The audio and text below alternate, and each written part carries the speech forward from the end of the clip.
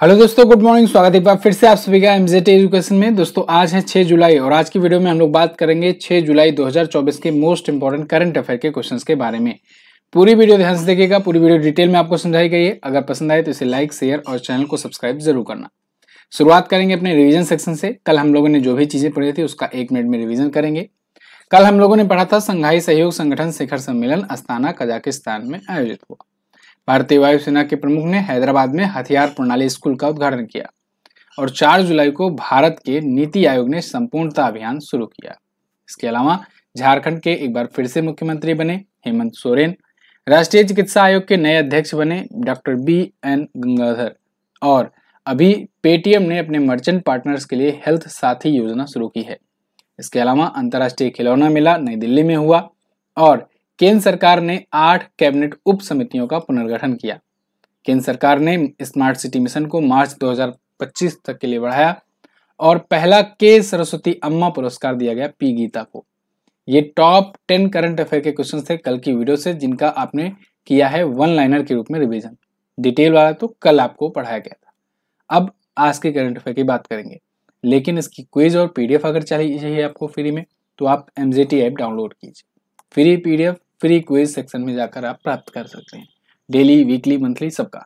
तो चलिए देखते हैं पहला क्वेश्चन। यूनेस्को विश्व धरोहर समिति के 46वें सत्र की मेजबानी कौन सा देश करेगा? तो दोस्तों यूनेस्को विश्व धरोहर समिति की 76वें सत्र की मेजबानी भारत करने जा रहा है। ये क्वेश्चन मैं आपको 1-2 महीने पहले भी बता चुका हूं एक बार। इंडिया जो है ये इस बार होस्ट करेगा यूनेस्को का वर्ल्ड हेरिटेज कमेटी सेशन। नई दिल्ली में 21 जुलाई से ये आयोजित होने वाला है। तो भारत मंडपम में होगा। भारत मंडपम आप जानते हो, इतना बड़ा कन्वेंशन सेंटर बनाया गया है। यहीं पर अभी G20 का समिट हुआ था पिछली बार, भारत ने मेजबानी की थी। तो 21 से 31 जुलाई तक यूनेस्को के विश्व धरोहर कमेटी की 46वें सत्र की मेजबानी की जाएगी। अब इसमें 195 देशों के स्टेट पार्टी, एडवाइजर बॉडीज, इसके अलावा वरिष्ठ राजनयिक, ये सभी इसमें शामिल हो रहे हैं। इसका उद्घाटन PM मोदी करेंगे 21 जुलाई को। अच्छा, विश्व धरोहर समिति की अगर बात करें तो इसमें 21 सदस्य हैं, जिनमें Argentina, Belgium, Bulgaria, Greece, Bharat, Italy, Jamaica, Japan, Kazakhstan वगैरह वगैरह हैं। यहाँ पर हम लोग का फोकस रहेगा यूनेस्को पर और विश्व धरोहर समिति पर। यूनेस्को की पहले बात करते हैं। यूनेस्को यानी United Nation Educational, Scientific and Cultural Organization. फिर से, United Nation Educational, Scientific and Cultural Organization. स्थापना इसकी हुई थी 1945 में। हेडक्वार्टर इसका है पेरिस में, पेरिस फ्रांस में। और आंद्रे अजोले इसके अध्यक्ष हैं। कौन है? आंद्रे अजोले इसके अध्यक्ष हैं, याद रखना नाम। अब विश्व धरोहर समिति की बात करते हैं। तो दोस्तों यूनेस्को का विश्व विरासत स्थल की लिस्ट आपने जरूर नाम सुना होगा। भारत के ऐसे 42 साइट्स हैं, 42 ऐसे स्थल हैं जो यूनेस्को की विश्व विरासत स्थल में शामिल हैं, जिनमें आपको 39वां से याद रखना है। 39वां याद रखिएगा, रामप्पा मंदिर। इसके अलावा 40वां जो है ये धौलावीरा और धौलावीरा से ऐसे भी क्वेश्चन पूछता है कि बताओ हड़प्पियन सभ्यता या सिंधु घाटी सभ्यता का एकमात्र ऐसा कौन सा स्थल है जो यूनेस्को के विश्व विरासत स्थल में शामिल किया गया है? तो धौलावीरा आप बताएंगे। इसके अलावा 41वां और 42वां, अभी देखो ये दोनों जो है ये 2021 में शामिल किए गए, ठीक है ना। 39वां 40वां, 41वां 42वां ये 2023 में शामिल किए गए, ये भी ध्यान रखना, बन सकता है क्वेश्चन। 41वां जो है ये शांति निकेतन को शामिल किया गया, शांति निकेतन पश्चिम बंगाल। और 42वां जो है ये होयसला मंदिरों को शामिल किया गया, जो कि है कर्नाटक में। क्लियर? तो ये 42 यूनेस्को विश्व धरोहर स्थल हैं, जिनमें 39, 40, 41, 42 आपको ध्यान रखना है। पहला पूछा जाए सबसे पहले बोलिएगा 1983 में 4 साइट को यूनेस्को के विश्व विरासत स्थल में शामिल किया गया था। सबसे पहले भारत में अगर पूछा जाए कौन कौन? आगरे का किला, आगरे का ताजमहल, अजंता की गुफा, एलोरा की गुफा। ठीक है, चलिए आगे बढ़ते हैं। अगला, ब्रिटेन के अगले प्रधानमंत्री कौन बनाए गए? तो ब्रिटेन में दोस्तों अभी हाल ही में चुनाव हुआ संपन्न और वहां पर नए प्राइम मिनिस्टर बन गए हैं कीर स्टारमर। कीर स्टारमर आपको यहां पर देख रहे हैं, ये हैं लेबर पार्टी से। यहां पर 2 प्रमुख पार्टियां हैं, लेबर पार्टी और conservative party. Rishi Sunak conservative party से थे और ये हार गए, और सिर्फ हारे नहीं, बुरी तरीके से हारे। तो इस पर मैंने कल आपको ये वीडियो दी जिसमें डिटेल में चर्चा की कि क्यों ये हारे ऋषि सुनक, 5 ऐसे बड़े रीजन क्या थे। दूसरी बात, यहाँ का पूरा मैंने आपको समझा दिया है राजनीति कल आप ये अगर एक वीडियो देख लोगे ना, 14-15 मिनट की वीडियो है, इसमें देखने के बाद ना आपको ब्रिटेन के बारे में सब कुछ पता चल जाएगा। कौन प्राइम मिनिस्टर आए, कैसे आए, क्या कुछ हुआ, बहुत अच्छे से। तो आप ये वीडियो जरूर देखिएगा। देखिए बहुत सारी वीडियो होती है ना जिसमें दिल से ऐसा लगता है कि हाँ यार, इसमें काफ़ी तगड़ी रिसर्च करके मैंने दी है वीडियो। वैसे तो सभी में मैं बढ़िया से रिसर्च करके ही लाता हूँ आपके लिए कंटेंट, लेकिन कुछ ऐसी होती है जो लगता है कि हाँ यार ये कुछ नया दिए हैं, इसमें बहुत सारी जानकारी देखने को मिलेगी लोगों को। तो आप ये वीडियो देखोगे तो समझ जाओगे मेरी बात। यहाँ पर फिलहाल अगर हम लोग अभी रिजल्ट्स की बात करें तो लेबर पार्टी जो है 412 सीट जीती है, यानी अब की बार 400 पार ये कर दिखाए। कंजर्वेटिव जो है ये 121 सीटें जीती है, जो ऋषि सुनक की पार्टी रही थी, तो इस बार हार गई है ये। बाकी अदर पार्टीज है। तो फिलहाल यहाँ पर कीर स्टारमर जो है नए ब्रिटिश प्राइम मिनिस्टर होंगे और 14 सालों के बाद इनकी पार्टी जो है वो सत्ता में आई है। मतलब लेबर पार्टी 14 सालों से सत्ता से दूर थी, 2010 से दूर थी, अब जाकर के यहाँ पर पार्टी में आई है, सत्ता में आई है दोबारा से। अब तक जो प्रधानमंत्री चेंज हुआ करते थे वो कंजर्वेटिव पार्टी के ही रहा करते थे, पार्टी वही थी, विजेता वही होते थे, लेकिन प्रधानमंत्री चेंज हुआ करते थे। तब से 2010 से अभी तक 5 प्रधानमंत्री आ चुके हैं और ये 5 प्रधानमंत्री में से 4 तो अभी पिछले 5 साल में बदले हैं। चलिए अब यहाँ कुछ और प्रधानमंत्री और राष्ट्रपति जो पिछले दिनों में अन्य देशों के नियुक्त किए गए हैं उनका रिवीजन करेंगे। इंपॉर्टेंट पेज है, इसको ध्यान से देखिएगा। लिथुआनिया के राष्ट्रपति अभी गीतानास नाउसेदा बने थे। चाड के प्रधानमंत्री अल्लाह माई हलीना बनी थी। ईरान के कार्यवाहक राष्ट्रपति मोहम्मद मोखबर बनाए गए। वियतनाम के राष्ट्रपति टो लैम बनाए गए। चाड के राष्ट्रपति मोहम्मद इदरिस डेबी एटनो बने। देखो ये प्रधानमंत्री, ये राष्ट्रपति, ठीक है। स्कॉटलैंड के प्रधानमंत्री जॉन स्विनी बने। अगला, किस देश ने ऑर्बिटल स्टेशन के लिए 2033 तक की पूर्णता योजना को मंजूरी दी है? तो दोस्तों रूस अपना ऑर्बिटल स्टेशन बनाने जा रहा है। ऑर्बिटल स्टेशन मतलब पृथ्वी के ऑर्बिट में जो चक्कर लगाएगा, ऐसा स्टेशन। सर ये कुछ जाना जाना लग रहा है, सुना सुना लग रहा है। बिल्कुल, जैसे आप सुनते हो इंटरनेशनल स्पेस स्टेशन, जैसे मैंने ये भी बताया है कि भारत अपना अंतरिक्ष स्टेशन बनाएगा, यानी स्पेस स्टेशन बनाएगा, सेम वही स्पेस स्टेशन ये भी है। बस ये बोल रहे हैं ऑर्बिटल स्टेशन, क्योंकि इनका मतलब कहने का भी तरीका भी थोड़ा सा अलग ही होता है। तो यहाँ ऑर्बिटल स्टेशन जो होगा ये रूस बनाएगा अपना। कब तक बनाएगा? 2033 तक। अब अगर आप ये मेरे करंट अफेयर फॉलो करते होगे तो मैंने आपको इसके बारे में बहुत बार बताया हुआ है कि देखिए अब जंग छिड़ी हुई है भाई, अंतरिक्ष में कब्जा करो। कब्जा करो, कैसे करोगे कब्जा? तो कब्जा करने के लिए पहले क्या करो कि पृथ्वी के ऊपर कोई ऐसा अपना ठहराव बना लो, कोई अपना स्टेशन बना लो जहां से अन्य ग्रहों पर भी निगरानी रख सको, वहां पर भी अपना रिसर्च करना जाना हुआ या बार बार आना जाना हुआ तो हो सके आसानी से। तो इसके लिए क्या करना होगा? इसके लिए अंतरिक्ष में एक स्टेशन बनाना होगा। अभी क्या कोई है? हाँ बिल्कुल है, इंटरनेशनल स्पेस स्टेशन अभी है, जो कि अगर इसके इतिहास के बारे में बात करें तो ये 1998 में लॉन्च किया गया था। इसका नाम इंटरनेशनल स्पेस स्टेशन क्यों है भाई? किसी एक देश का नाम से क्यों नहीं है? क्योंकि इसमें कई देशों की एजेंसियों ने मिल करके उस टाइम लॉन्च किया था। बहुत महंगा है, बहुत बड़ा प्रोजेक्ट था, बिलियंस ऑफ डॉलर खर्च हुए थे। तो इसमें कनाडा की स्पेस एजेंसी, यूरोप की स्पेस एजेंसी, नासा यानी अमेरिका की स्पेस एजेंसी, रॉसकॉस्मॉस यानी कि ये रूस की स्पेस एजेंसी, ये सब मिल करके स्थापित किए थे लोग। और फिर जब स्थापित किए, धीरे धीरे नासा का इस पर आधिपत्य बढ़ता चला गया। अभी रसिया यूक्रेन वार हुआ जब, तो अमेरिका से और रूस के बीच में दूरियां बढ़ी, तो इसको लेकर के रूस कह रहा है कि हम भाई अपना स्पेस स्टेशन बनाएंगे। और वैसे भी इसका कार्यकाल जो है 2030 तक समाप्त होने वाला है। 2030-31 में इंटरनेशनल स्पेस स्टेशन प्रशांत महासागर में गिरा दिया जाएगा। ध्यान रखिए ये जो मैं कहानी बता रहा हूं ना, ये कहानी अगर आपको पता होगी ना, बहुत सारे क्वेश्चन बना सकते हो, ठीक है। वन लाइनर याद करके एग्जाम नहीं निकाल पाओगे। 2030-31 में प्रशांत महासागर में गिराया जाना है, महासागर में गिराया जाना है क्या? ये इंटरनेशनल स्पेस स्टेशन। तो ऐसे में सब लोग अनाउंस कर चुके हैं कि हम अपना स्पेस स्टेशन लॉन्च कर रहे हैं। जैसे चाइना वाले बोल दिए लॉन्च करेंगे, यहाँ तक कि एलन मस्क भैया भी बोल दिए, जो कि प्राइवेट स्पेस एजेंसी है, उन्होंने कहा हम अपना स्पेस स्टेशन लॉन्च करेंगे। भारत ने भी कहा कि हम 2035 तक अपना स्पेस स्टेशन लॉन्च कर देंगे, ठीक है। और ऐसे ऐसे मतलब सभी देश जो हैं, जो बड़े देश हैं, ऐसे देश, पाकिस्तान मत लेना इसमें, जिसकी खुद की स्पेस एजेंसी नहीं है, जो बड़े देश हैं जो अंतरिक्ष को वाकई में एक्सप्लोर करना चाहते हैं, वो अंतरिक्ष स्टेशन बनाना चाहते हैं। तो ऐसे में रूस कैसे पीछे रहता? रूस ने कहा हम भी लॉन्च करेंगे, 2033 तक हम लॉन्च कर देंगे, ठीक है। यानी भारत से 2 साल पहले रूसी ऑर्बिटल स्टेशन। मैं आपको एक इंटरेस्टिंग बात बताऊं, रसिया जो है यहाँ पृथ्वी पर तो भारत का काफी क्लोज फ्रेंड है, लेकिन कहीं ना कहीं इसके मन में थोड़ा सा ये है कि भाई अंतरिक्ष वाले में इंडिया आगे ना निकलने पाए भारत इससे, रूस से। तो अभी आपने देखा था चंद्रयान 3 के टाइम पर भी रूसी ऑर्बिटल स्टेशन के निर्माण को मंजूरी इसको मिल चुकी है। 2030 तक ये 3 मॉड्यूल और लॉन्च करेंगे, 2027 में पहला मॉड्यूल लॉन्च करेंगे, फिर जा करके वहां फिट उठ करके बढ़िया से स्टेशन बना लेंगे। ठीक है, अगला ये रहा रूस का कुछ पिछले दिनों में ब्यौरा करंट अफेयर में जब वो चर्चे में आया था। अभी सिप्री की रिपोर्ट आई थी, उसमें बताया गया कि दुनिया में सबसे ज्यादा परमाणु हथियार ये रखे हुए हैं। ओलेग कोलोनेको अंतरिक्ष में 1000 दिन बिताने वाले पहले व्यक्ति बने हैं। तालिबान को प्रतिबंधित आतंकवादी संगठनों की सूची से हटा दिए हैं। 6 नाटो देशों ने रूस के खिलाफ ड्रोन दीवार बनाने की घोषणा की है। भारत को नेक्स्ट जनरेशन का परमाणु ईंधन प्रदान करने की बात कर रहे हैं रूस। मिखाइल मिशुस्तिनी यहाँ के प्रधानमंत्री बने और व्लादिमीर पुतिन 5वें कार्यकाल के लिए राष्ट्रपति बने हैं। अगला, अब मैप में ये मत कहना मैप में नहीं दिखाई रूस जो है पूरा मैप में दिखाने की जरूरत नहीं है, पूरा ऊपर छाया हुआ है। मुद्रा इसकी रूबल होती है, प्रेसिडेंट है व्लादिमीर पुतिन और राजधानी मॉस्को। आगे, हाल ही में किस राज्य के मुख्यमंत्री मोहन यादव ने लोकपथ मोबाइल ऐप लॉन्च किया? तो लोकपथ मोबाइल ऐप जो है ये मध्य प्रदेश के सीएम मोहन यादव ने लॉन्च किया है। डॉक्टर मोहन यादव, आपको पता होगा अभी 5 राज्यों के चुनाव हुए थे तो वो नए मुख्यमंत्री बनकर आए थे।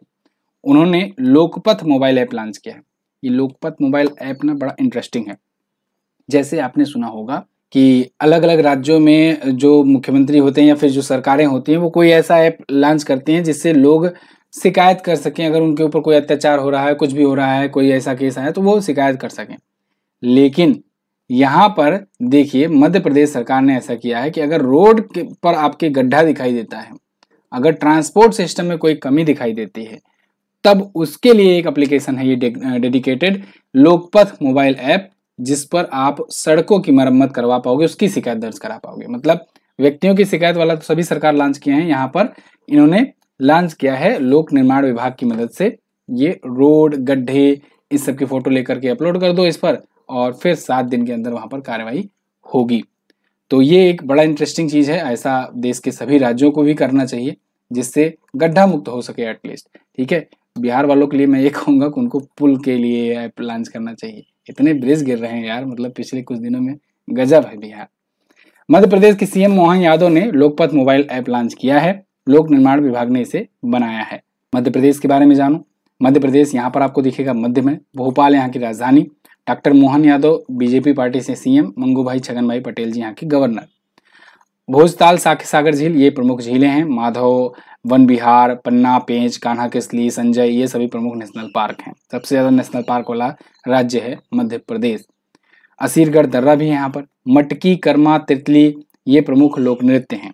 तानसेन महोत्सव भी होता है, ड्रोन महोत्सव होता है। ग्वालियर प्रमुख स्थल है। 55 जिले हैं। विधानसभा में 230 सीटें, लोकसभा में 29 और राज्यसभा में 11 सीट यहाँ से जाती है। बॉर्डर शेयर की अगर बात करें तो उत्तर प्रदेश, राजस्थान, गुजरात और इसके अलावा महाराष्ट्र, छत्तीसगढ़ इनसे अपना बॉर्डर शेयर करता है। अच्छा, ये जो पेज है ना दोस्तों, ये मैं ई बुक में भी अब दे दिया हूँ। ई बुक लॉन्च हो चुकी है और आज 6 मंथ वाली भी आ जाएगी आपके सामने। तो चलिए सबसे पहले मैं आपको दिखा देता हूँ कि ये जून 2024 की जो मंथली करंट अफेयर की ई बुक है ये इस बार कितनी ज़्यादा एडवांस है। हमारी जो मंथली करंट अफेयर की ई बुक होती हैं उसमें क्या क्या आपको मिलता है। तो यहाँ पर जैसे कि आप देख पाओगे 350 प्लस क्वेश्चंस होंगे। ये चैप्टर वाइज होंगे, प्रश्नोत्तर माध्यम में होंगे। कैसे चैप्टर्स होंगे? हर प्रकार के चैप्टर आपके। लोकसभा चुनाव, भारत के सभी राज्य दिवस, थीम, नियुक्तियां, निधन, इस्तीफे, पुस्तक के लेखक, ब्रांड एम्बेसडर, सूचकांक, विज्ञान प्रौद्योगिकी, अर्थव्यवस्था, बैंकिंग, मोबाइल ऐप, पोर्टल, महोत्सव, मेले, राष्ट्रीय अंतर्राष्ट्रीय घटनाएं, खेल खिलाड़ी, पुरस्कार, सम्मान, मतलब सब होगा। इसके अलावा किस प्रकार से कंपाइलेशन होगा यहाँ पर आप देख सकते हैं। देखिए केंद्रीय मंत्री एवं मंत्रालय भी ऐड कर दिए गए हैं बहुत अच्छे तरीके से। तो ये नया मंत्रालय है और ये देखिए कुछ फिगर्स के माध्यम से अच्छे तरीके से मतलब डिजाइन ये तरीका है, ग्राफिक्स का इस्तेमाल भी काफी किया गया है। इसके अलावा अब लोकसभा चुनाव में आते हैं। लोकसभा चुनाव में आप देखिएगा तो जितनी इंपॉर्टेंट जानकारी जो आपको जानना चाहिए वो सब एक ही पेज में है पूरा। चाहे अलायंस वाइज आप देख लो सीट, चाहे यहाँ पर पार्टी वाइज, उसके बाद जो जो बड़ी बड़ी चीजें हुई, कब से चुनाव शुरू हुआ, कितने चरणों में हुआ, सब कुछ मतलब कम से कम लाइन में ज्यादा से ज्यादा पिरोने का प्रयास किया गया है। इसके अलावा प्रमुख जो पद हैं वो, फिर देखिए जो आपकी सबसे बड़ी डिमांड थी वो यहाँ पर है भारत के सभी राज्यों की। ठीक है, कल इसमें थोड़ा सा करेक्शन करना था, कुछ राज्यों का वो पुराना वाला पेज लग गया था, वो करेक्शन करवा दिया गया है। और उसके बाद फिर आपको यहाँ पर सभी राज्य जो हैं उनका ये ग्राफिक के माध्यम में ये डिटेल आपको मिल रहा है, जो आपकी बहुत पहले बहुत ज़्यादा डिमांड रहा करती थी। आगे बहुत सारे चैप्टर्स भी हैं जिसमें इससे डिटेल एक्सप्लेनेशन होंगे, क्वेश्चंस होगा उसका ऑप्शन, फिर उसके बाद डिटेल एक्सप्लेनेशन, ऐसे होते हैं चैप्टर वाइज चैप्टर हर एक चैप्टर में, ठीक है। और यहाँ पर ये तो जून मंथ की ई बुक है, 6 मंथ की भी आ रही है और आज आ जाएगी। और इसके अलावा रेलवे की भी अगर ई बुक लेना है तो वो भी आप ले सकते हैं। ये सब लेने के लिए आपको इस नंबर पर व्हाट्सएप करना होगा और व्हाट्सएप करने के बाद आपको वहीं पर QR कोड भेजा जाएगा, वहां से आप इसे ले सकते हो। तो ये हिंदी और इंग्लिश दोनों लैंग्वेज में अवेलेबल होती है, आप जिसमें सुटेबल रहे उसमें आप ऑर्डर कर सकते हो। आगे बढ़ते हैं। हाल ही में चर्चित पुस्तक Manoj Bajpayee The Definitive Biography, इसके लेखक कौन है? देखिए पुस्तक की बात एक और आ गई। तो मनोज बाजपेयी जी के नाम तो आप जानते ही होंगे, एक प्रसिद्ध अभिनेता हैं। इनके नाम पर एक पुस्तक लिखी गई है Manoj Bajpayee The Definitive Biography. इसको लिखा है दोस्तों पीयूष पांडे ने। पीयूष पांडे एक जाने माने पत्रकार हैं और इन्होंने ये पुस्तक लिखी हुई है। मनोज बाजपेयी जी के ऊपर ये है और बायोग्राफी है, ठीक है। तो अभिनेता मनोज बाजपेयी कैसे भारत में सबसे सम्मानित अभिनेताओं में से एक हैं, इनका पीछे बैकग्राउंड क्या रहा, वो सब जानने के लिए इनकी ये पुस्तक पढ़ सकते हैं आप। पिछले दिनों में ऐसे बहुत सारी पुस्तक आई थी, जैसे gateway to death sea, Ramesh Bais ji ने इसका विमोचन किया, महाराष्ट्र के governor. A fly on the RBI wall, Alpana Kilawala ने इसका मतलब ये लिखा है इन्होंने। I have the street, R Ashwin की और सिद्धार्थ मूंगा की पुस्तक है, इसमें आर अश्विन की समझ लो ये ऑटोबायोग्राफी है। The winner mindset, Shane Watson ने लिखा है। Heavenly islands of Goa, PS Sreedharan Pillai ने लिखा है। जस्ट ए मर्सनरी, दुव्वरी सुब्बाराव की ये पुस्तक है। नाइफ, ये सलमान रुश्दी की पुस्तक है, इंपॉर्टेंट है। अगला, हाल ही में किसे RBI का कार्यकारी निदेशक नियुक्त किया गया? तो RBI की एग्जीक्यूटिव डायरेक्टर नियुक्त की गई हैं दोस्तों चारुलता एस्कार। चारुलता एस्कार यहाँ पर आप देख सकते हो, RBI appoints Charulata Eskar as a new executive director. ये 4 जुलाई 2024 की न्यूज है। तो ये इससे पहले HR डिपार्टमेंट में थी, ह्यूमन रिसोर्स में थी और इसमें महानिदेशक का काम ये निभा रही थी। इनके पास 3 दशक का लगभग 30 वर्षों का अनुभव है। वैसे कई इंटरनेशनल प्लेटफॉर्म्स पर RBI का रिप्रेजेंटेशन भी कर चुकी हैं। RBI के बारे में अगर बात करें तो 25वें नंबर के गवर्नर हैं शक्तिकांत दास जी। स्थापना इसकी हुई थी 1 अप्रैल 1935 को। आगे चल करके 1 जनवरी 1949 को राष्ट्रीयकृत कर दिया गया। मुंबई में इसका हेडक्वार्टर है, भारत का केंद्रीय बैंक है, बैंकों का बैंक भी कहते हैं। अगला, अगले शैक्षणिक सत्र से हिंदी में MBBS पाठ्यक्रम शुरू करने की घोषणा करने के साथ कौन सा राज्य ऐसा करने वाला दूसरा राज्य बन जाएगा? बहुत बहुत इंपॉर्टेंट क्वेश्चन दोस्तों। नेक्स्ट जो शैक्षणिक ईयर शुरू होगा, ठीक है, जो एकेडमिक सेशन शुरू होगा, उसमें हिंदी में MBBS पाठ्यक्रम कराएगा बिहार। ये ऐसा कराने वाला बनेगा दूसरा राज्य। मध्य प्रदेश ऐसा करने वाला है पहला राज्य, यानी हिंदी में MBBS सिलेबस होगा। तो अब डॉक्टरी की पढ़ाई हिंदी में हो सकेगी। मध्य प्रदेश शुरुआत किया है, बिहार इसको कंटिन्यू कर रहा है। बिहार होगा सेकंड स्टेट। हाँ, UGC नेट के एग्जाम के थ्रू इसमें होगा, बस लीक ना करा दें बुलाकर गेस्ट हाउस में। तो ये जो परीक्षा पास करेंगे नीट UG के, उनके लिए ये यहाँ पर सुविधाएं होंगी कि वो हिंदी में भी अपना MBBS अगर करना चाहें तो कर सकते हैं कंटिन्यू। MBBS क्या होता है? Bachelor of medicine and bachelor of surgery होता है MBBS, ठीक है। ये डॉक्टर की पढ़ाई होती है। एम्स दिल्ली में पाठ्यक्रम के अनुसार इस पर मतलब फॉलो किया जाएगा, जो समझ लो जैसे बोर्ड है मेन। तो बिहार सरकार ऐसा करने के लिए घोषणा कर रही है। आगे बिहार के बारे में जानिए। बिहार पटना राजधानी है इसकी। नीतीश कुमार जी यहाँ पर CM है। राजेंद्र विश्वनाथ अर्लेकर यहाँ के गवर्नर हैं। और नेशनल पार्क की बात करें तो वाल्मीकि नेशनल पार्क है, भीमबंधु अभ्यारण्य है, राजगीर अभ्यारण्य है, कैमूर अभ्यारण्य है। जाट जटिन डांस, ये कई बार एग्जाम में पूछा गया है, इसको याद रखना। जमुरी डांस यहाँ पर है। बोध गया, वैशाली, नालंदा विश्वविद्यालय यहाँ के चर्चित स्थल हैं। नालंदा यूनिवर्सिटी तो अभी दोबारा इसका नया कैंपस का उद्घाटन किया गया है, तो ये तो और ज्यादा चर्चे में है। 38 जिले हैं यहाँ पर। विधानसभा में 243 सीटें, लोकसभा में 40 और राज्यसभा में 16 सीट यहाँ पर है, ठीक है। राजधानी पटना है और अपना ये बॉर्डर शेयर करता है इधर झारखंड से, पश्चिम बंगाल से, इधर उत्तर प्रदेश से, ऊपर नेपाल से। चर्चे में क्यों रहा पिछले दिनों में, इसको भी याद कर लो, बिहार स्पेशल एग्जाम के लिए काम आएगा। पटना हाई कोर्ट ने दोस्तों बिहार के 65% आरक्षण कानून को रद्द करने का फैसला लिया है, जो मैक्सिमम लिमिट था 50% कर दिया है।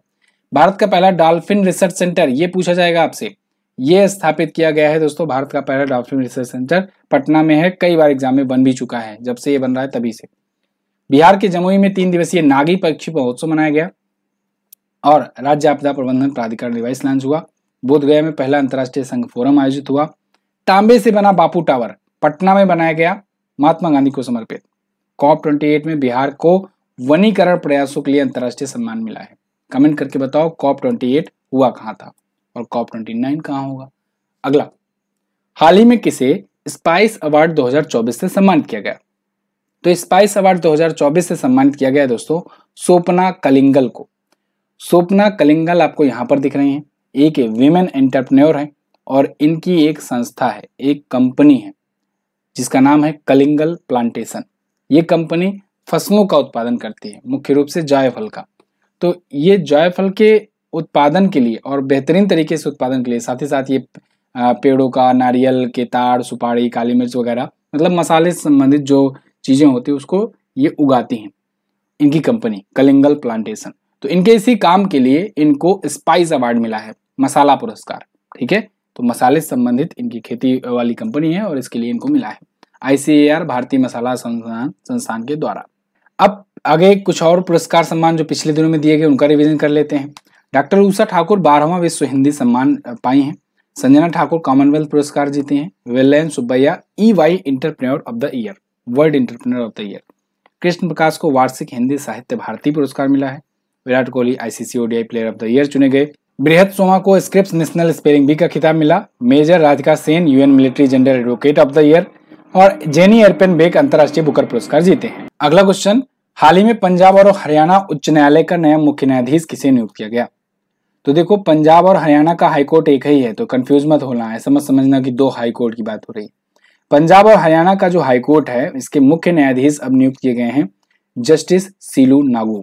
न्यायमूर्ति सीलू नागू दोस्तों इससे पहले मध्य प्रदेश हाईकोर्ट के कार्यवाहक मुख्य न्यायाधीश के रूप में काम कर रहे थे, क्योंकि वहां 24 मई 2024 को वहां के मुख्य न्यायाधीश रवि कुमार मलिमथ जो है ये पद छोड़ दिए थे।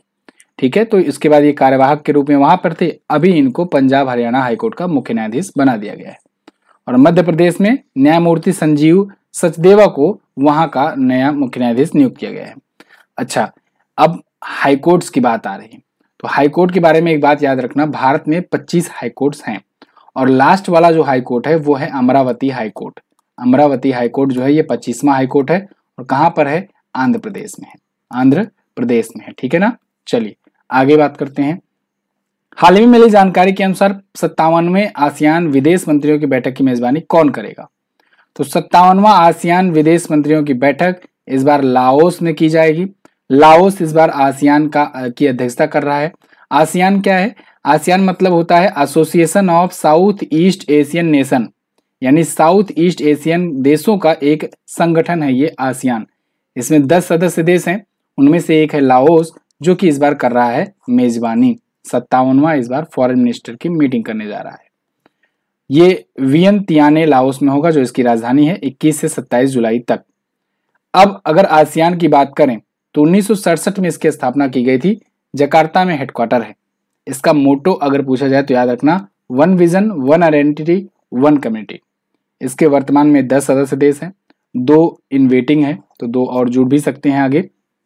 Brunei, Darussalam, Cambodia, Indonesia, Laos, Malaysia, Myanmar, Philippines, Singapore, Thailand, Vietnam.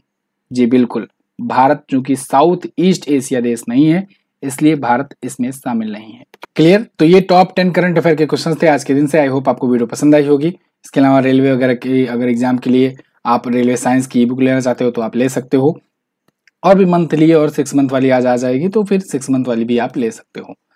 कल मैंने आपसे क्वेश्चन पूछा था NTR योजना के तहत गंभीर रूप से विकलांग लोगों को कितने रुपए प्रतिमाह दिए जाएंगे? तो जो गंभीर रूप से विकलांग होंगे उनको 15,000 दिए जाएंगे प्रतिमाह। T20 इंटरनेशनल विश्व कप की उपविजेता टीम कौन रही? तो दक्षिण अफ्रीका रही। आज आपको क्या बताना है, SCO के पूर्ण सदस्य के रूप में शामिल होने वाला 10वां देश कौन सा है? बहुत अच्छा क्वेश्चन, इंपॉर्टेंट क्वेश्चन है। नीति आयोग के वर्तमान CEO कौन है ये भी बता दीजिए। चलिए बहुत बहुत धन्यवाद यहाँ तक वीडियो देखने के लिए। इसकी PDF और क्विज वगैरह आप MZT ऐप और टेलीग्राम से प्राप्त कर सकते हो। मैं मिलूंगा अगली वीडियो में, तब तक के लिए नमस्कार, जय हिंद, वंदे मातरम।